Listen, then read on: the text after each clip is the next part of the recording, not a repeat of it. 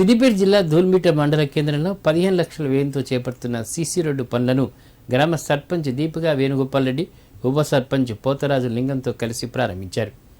ఈ సందర్భంగా వారు మాట్లాడారు. నూతన మండలంగా ఏర్పాటైన ధూల్మిట గ్రామ అభివృద్ధిలో భాగంగా ఎన్ఆర్ఈజీఎస్ సిడిఎఫ్ నిధులు 15 లక్షలతో గ్రామంలో సీసీ రోడ్డు నిర్మాణాన్ని పనులు చేపడుతున్నట్టు తెలిపారు. మాజీ ఎమ్మెల్యేతో పాటు ప్రస్తుత ఎమ్మెల్యే సహకారంతో గ్రామాన్ని అన్ని విధాలుగా అభివృద్ధి చేసుకుంటున్నట్టు తెలిపారు. గ్రామ అభివృద్ధిలో ప్రతి ఒక్కరూ భాగస్వాములై గ్రామాన్ని అభివృద్ధిలో మరింతగా ముందుకు తీసుకెళ్లేందుకు సహకరించాలని కోరారు. గ్రామ అభివృద్ధికి సహకరిస్తున్న అధికారులు, ప్రజాప్రతినిధులకు ఈ సందర్భంగా ధన్యవాదాలు తెలిపారు. మండల కేంద్రంలో అభివృద్ధిలో భాగంగా ఈరోజు సీసీ రోడ్డు ఇక్కడ పోసుకోవడం జరుగుతుంది. ఎమ్మెల్యే గారి సహకారంతో ఇక్కడ దాదాపు 15 లక్షల అమౌంట్ తోటి ఇక్కడ సీసీ రోడ్డు నిర్మించుకోవడం జరుగుతుంది.